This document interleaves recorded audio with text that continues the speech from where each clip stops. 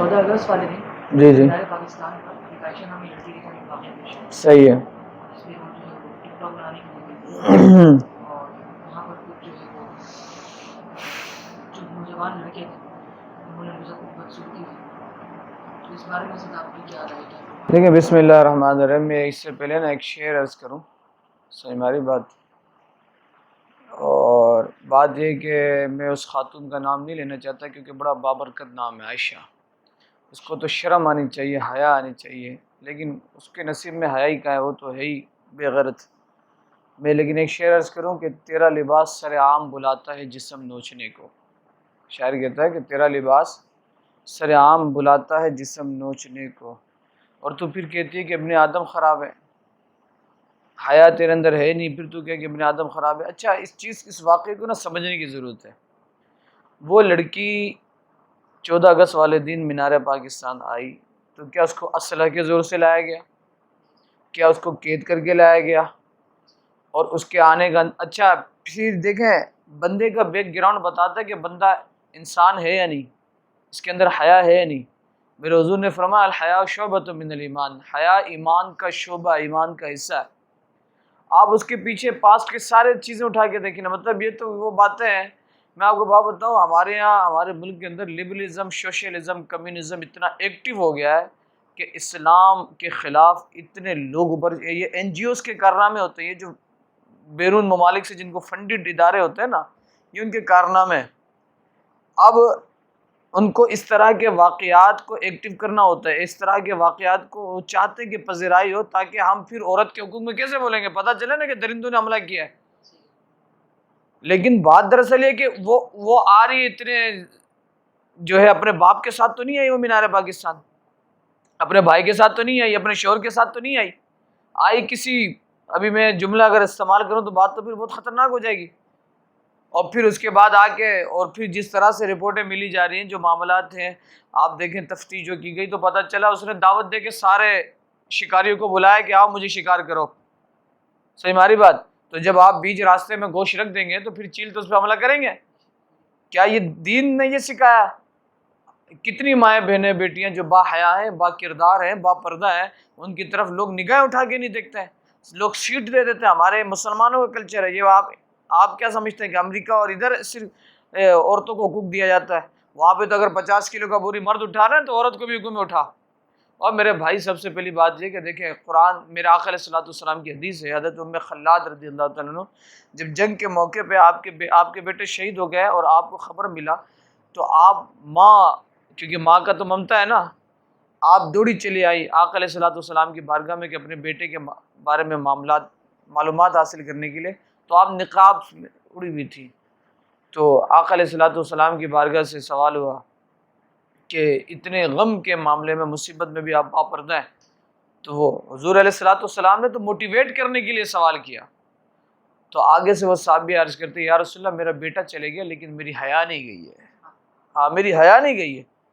اور عورت کی سب سے بڑی خوبصورتی اس کی حیا ہوتی ہے، اور جتنا اچھا چیز ہوتا ہے نا، آپ نئی گاڑی لیتے تو اس کے لیے آپ پہلے جو ہے نا چادر لیتے ہیں، اس کو آپ ڈھانکتے ہیں، صحیح ہماری بات۔ غلاف، آپ کعبے کو دیکھیں، غلاف کعبہ، آپ اچھے سے اچھا صوفہ لگاتے تو اس کے اوپر آپ غلاف چڑھاتے ہیں۔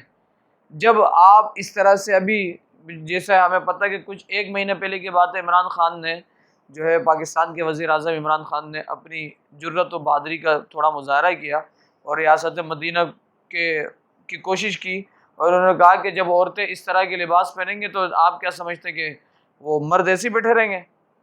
ایک انہوں نے حیا کی طرف درس دیا تو کرٹیسائز کیا گیا، الزام تراشیاں کی گئی، اور سارے لبرل بھوکنے کتے آ گئے سارے بھوکنے کے لیے۔ آپ دیکھیں نا وہ اقرار الحسن ایسے چلے گیا، اس کے سر پہ ہاتھ رکھ رہا ہے، ایسے لگ رہا ہے اس کی بیٹی ہے۔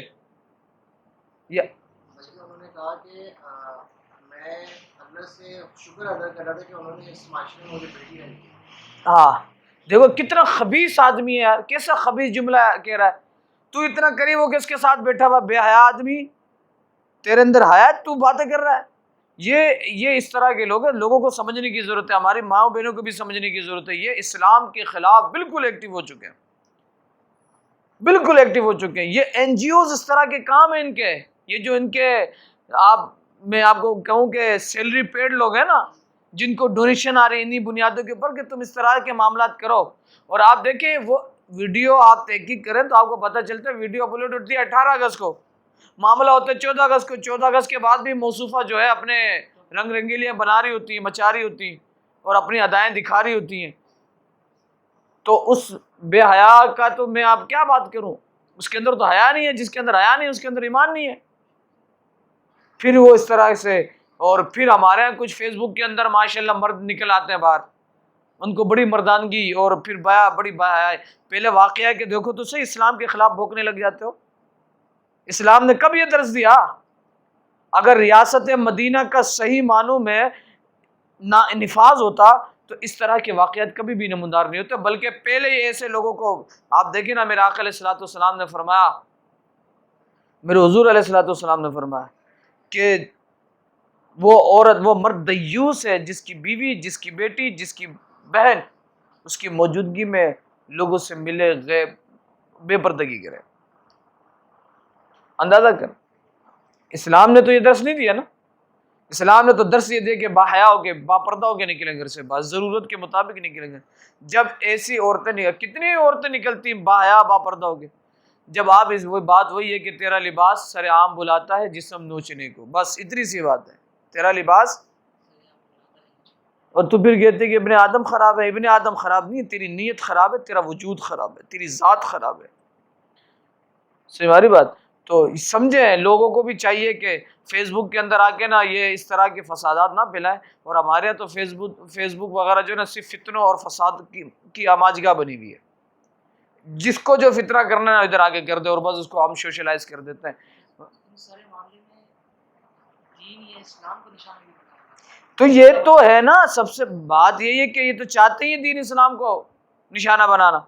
جب اس طرح کا معاملہ ہوگا تو وہ انٹیاں نکل آئیں گی، معجون پھکیاں بیچنے کے لیے باہر نکل آئیں گی، وہ موم بتی مافیا باہر نکل آئے گی. اے عورت کے ساتھ ایسا ہوا، ایسا ہوا، ہمیں آزادی چاہیے.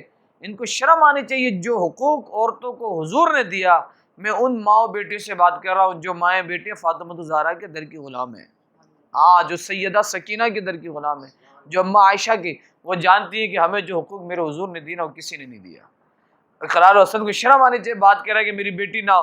ابے تو نے وہ حدیث نہیں سنی کہ میرے حضور نے فرمایا کہ اللہ تبارک و حضور علیہ الصلوۃ والسلام فرماتے ہیں کہ جس کی ایک بیٹی ہو کل بروز قیامت میں اور وہ جنت میں ایسے ہوں گے، ایسے ہوں گے. تو تربیت صحیح کرنا. اگر ناک میں مکھی بیٹھ جائے تو مکھی کو اڑانا چاہیے، ناک کاٹ دینا چاہیے. گھر کے اندر کتا آ جائے تو کتے کو بھگانا چاہیے، گھر کو گرا دینا چاہیے. تو اللہ ایسے لوگوں سے ہمیں نجات عطا فرمائے. اور یہ سارے گنڈے ہیں جو دین کے خلاف، ایسے کتے ہیں جو دین کے خلاف بھونکنے کے لیے جمع ہو جائیں گے ابھی سارے. جس طرح سے وہ جو لولی پاپ ہوتا ہے اس میں چوٹیاں کیسے لگتی ہیں، یہ ایسے انہوں نے ابھی یہ معاملہ کر دیا. اللہ ان سے ہمیں نجات عطا فرمائے. اور میری گفتگو تو ان مومنوں سے ہے، ان مسلمانوں سے ہے، ان با حیا لوگوں سے جو سمجھتے ہیں کہ ہم نے کلمہ رسول اللہ کا پڑھا ہے اور ہمیں غلامی رسول اللہ کی کرنی ہے. ہاں، با حیا لوگوں سے، بے حیا سے جن کے ضمیر مر گیا، میں ان سے تو بات بھی نہیں کر رہا. لیکن جو بیچارے ان فتنوں کے اندر پڑے ان کو سمجھنا چاہیے کہ یہ بہت خطرناک دور ہے، فتنوں کا دور ہے. میرے حضور نے فرمایا قرب قیامت کے وقت فتنے ایسے برسیں گے جیسے آسمان سے بارش برستا ہے. تو اللہ ہماری حفاظت فرمائے.